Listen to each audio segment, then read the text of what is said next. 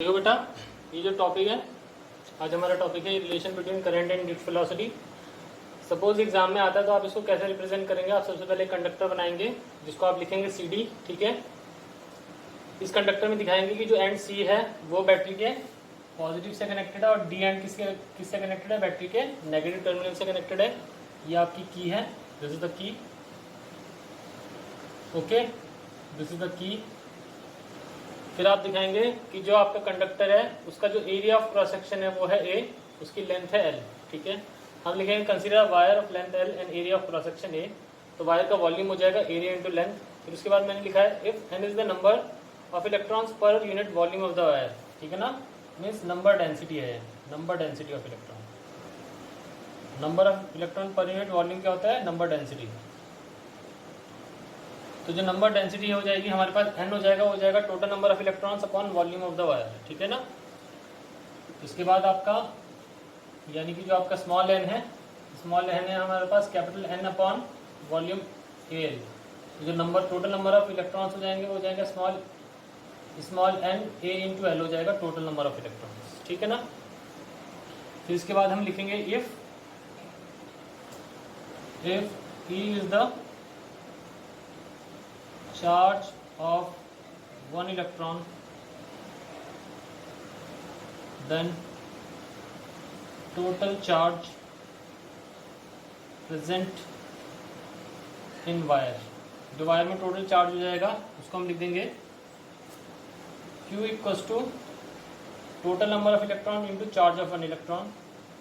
फिर हमारे पास आ जाएगा Q इक्वल्स टू n की वैल्यू रख देते हैं NaL into E। This is the total number of electron. अब मान लीजिए कोई इलेक्ट्रॉन यहाँ से चल रहा है एंड डी से, उसकी वेलोसिटी होती है Vd। Vd is the velocity of the electron. फिर हम लिखेंगे now time taken by the electron moving with velocity Vd to cross the length L of the conductor। यहाँ से यहाँ तक की लेंथ को क्रॉस करने में जो टाइम लगेगा इलेक्ट्रॉन को, वो टाइम हो जाएगा आपके पास। अब लिख देंगे T इक्वल्स टू, टाइम का फॉर्मूला हो जाता है डिस्टेंस। तो डिस्टेंस यहाँ से यहाँ तक का डिस्टेंस हो जाएगा लेंथ की बराबर अपॉन वेलोसिटी Vd। इसको इक्वेशन 1 मान लेना, इसको इक्वेशन मान लेना 2। फिर इसके बाद लिखना by definition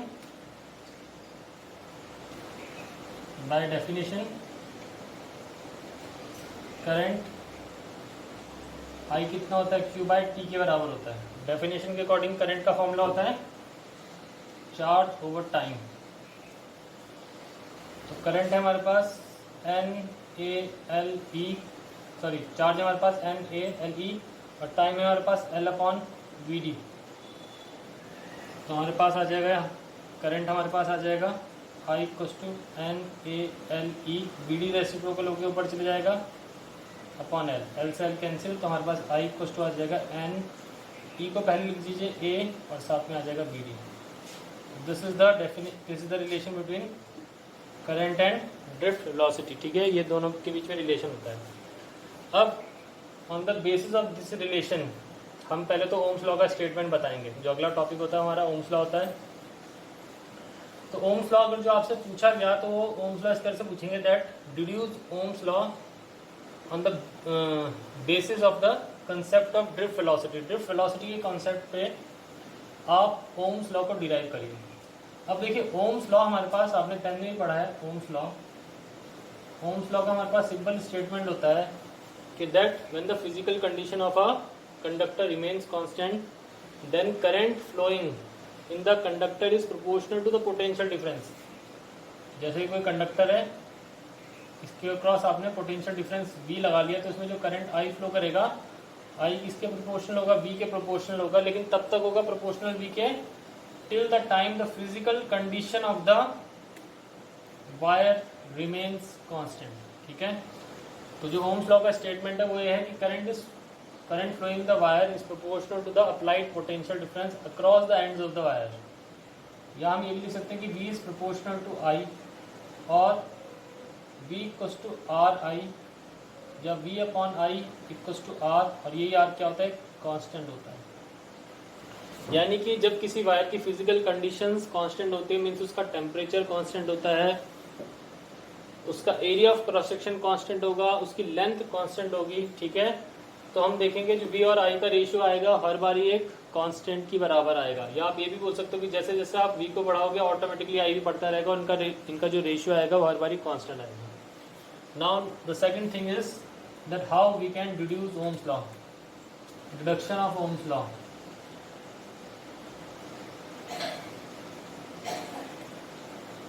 for deducing Ohm's law, आपको ओम्स लॉ को डिड्यूस करने के लिए सिंपल से स्टार्ट करना है आपको। आप लिखेंगे, एग्जाम में आपसे पूछा जाता है तो आप लिखेंगे वी नो, इस तरह से लिखेंगे, we know that I equals to NEABD। ये रिलेशन होता है करंट और ड्रिफ्ट वेलोसिटी के बीच में। फिर इसमें लिख देना the value of VD is, VD की वैल्यू होती है numerical value E tau over M। This is the numerical value of VD, जो हम VD का फॉर्मूला निकालते हैं ड्रिफ्ट वेलोसिटी का। फिर हम क्या लिखेंगे, substituting value of VD in equation number 1, means VD की वैल्यू को इक्वेशन नंबर 1 में रखेंगे। बहुत सिंपल सा तरीका होता है, VD की वैल्यू को ऊपर रख दीजिए, ये आ जाएगा E टाउ ओवर M। अब आपको पता होना चाहिए कि small E is the charge and capital E is the electric field. अब हमारे पास ये आ जाएगा N E इंटू ई आ जाएगा E का स्क्वायर, तो N इंटू ई स्क्वायर, साथ में आप टाउ पहले लिख लीजिए, अपॉन M लिख लीजिए, साथ में आप लिखेंगे A इंटू ई, ये हमारे पास टर्म बचेगी। इसको इक्वेशन आप 3 मान लेना। फिर आपके बाद लिखना, आप इसके बाद फिर आप लिखना बट जो V होता है, जो सॉरी E होता है, वो होता है V बाय L के बराबर। E is what, V by L। ये फॉर्मूला किस कंसेप्ट से आता है मैंने आपको अभी बता दिया था कि देखिए हमारे पास होता है E equals to minus DV upon DR, या हम E को V बाय R भी लिख सकते हैं, या E को हम V बाय D भी लिख सकते हैं। ये वाला formula in case of capacitor लिखते हैं, and E equals to V by L होता है in case of current carrying conductor, जहाँ पे this is the potential difference between the ends of the conductor and L is the length. क्योंकि मैंने आपको बताया था, जैसे मान लीजिए ये कोई कंडक्टर है, जब हम इसमें पोटेंशियल डिफरेंस अप्लाई करते हैं तो इसका एक एंड होता है पॉजिटिव, एक एंड होता है नेगेटिव। तो इसका एक एंड क्या कर लेगा, कैपेसिटर की हम कंसीडर कर सकते हैं कि एक कैपेसिटर है, कैपेसिटर की पॉजिटिव प्लेट है और एक कैपेसिटर की नेगेटिव प्लेट है, और दोनों प्लेट्स के बीच का डिस्टेंस है L। तो जो इलेक्ट्रिक फील्ड हो जाएगी उसका फॉर्मूला हो जाता है, पोटेंशियल डिफरेंस हमने V अप्लाई किया और लेंथ है L, तो E इक्वल्स टू हो जाता है V बाय L। तो हमें पता है कि E इक्वल्स टू हो जाता है V बाय L। तो अब हम क्या करेंगे, इक्वेशन थर्ड में E की वैल्यू सब्स्टिट्यूट कर देते हैं, तो हमारे पास आ जाता है I equals to NE square tau M A, और V E की जगह V बाय L आ जाएगा हमारे पास। तो हम इसको लिखेंगे I equals to NE square tau M, ये हो जाएगा हमारे पास A by L into V। फिर अगले स्टेप में हम क्या करते हैं, हम लिखते हैं I ओवर V, इस V को नीचे लगा लेते हैं, ये आ जाता है NE स्क्वायर टाउ M और A बाय L। फिर इसके बाद हम लिखेंगे इस इक्वेशन का, आप मान लीजिए 4 मान लीजिए। फिर हम लिखेंगे taking reciprocal of equation 4, equation 4 का रेसिप्रोकल ले लेंगे। रेसिप्रोकल मीन्स इसको उल्टा कर देंगे, तो रेसिप्रोकल करके हमारे पास आ जाएगा V बाय I, हमारे पास आ जाएगा M N स्क्वायर टाउ, ये आ जाएगा L अपॉन A। अब देखिए ये जो पूरी टर्म है, नाउ दिस होल टर्म, जो पूरी टर्म है कांस्टेंट टर्म के बराबर है। देखिए M होता है मास ऑफ इलेक्ट्रॉन, वो कांस्टेंट होता है, N is the number density, E is the charge of the electron, ये सारी चीज़ें कांस्टेंट होती है, 3 चीज़ें तो कांस्टेंट है। हमारे पास बचता है लेंथ, एरिया और रिलैक्सेशन टाइम। हम क्या कर रहे हैं, ओम्स लॉ के स्टेटमेंट में हम कहते हैं कि वायर की जो लेंथ है वो भी कांस्टेंट रहती है, और जो एरिया ऑफ क्रॉस सेक्शन है वो भी कांस्टेंट रहता है, साथ में उसका टेम्परेचर भी कांस्टेंट रहता है। अब देखिए जब टेम्परेचर कांस्टेंट होता है तो रिलैक्सेशन टाइम भी कांस्टेंट होगा, क्योंकि रिलैक्सेशन टाइम अल्टीमेटली टेम्परेचर का फंक्शन होता है। Relaxation time depends on the temperature. When the temperature of the conductor remains constant, relaxation time also remains constant.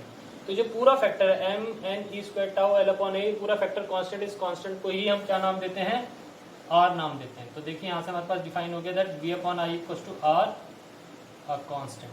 ठीक है, इस तरह से हमने ओम्स लॉ को डिराइव करना है इन एग्जाम्स। ओके, तो जो रेजिस्टेंस का जो प्रिसाइज फॉर्मूला होता है जो आप अब पढ़ रहे हैं वो ये होता है M N E square tau L over A. तो जो रेजिस्टेंस है वो इन फैक्टर्स पे डिपेंड करता है। Resistance depend on the length of the conductor, it depends on the area of the conductor. Resistance फिर साथ में किस पे डिपेंड कर रहा है, रिलैक्सेशन टाइम पे भी डिपेंड कर रहा है। ठीक है, आई थिंक अब आपको ये समझ में आ गया होगा। इसका वीडियो मैं आपको भेज दूंगा, इसको और डिटेल में आप देख लेना।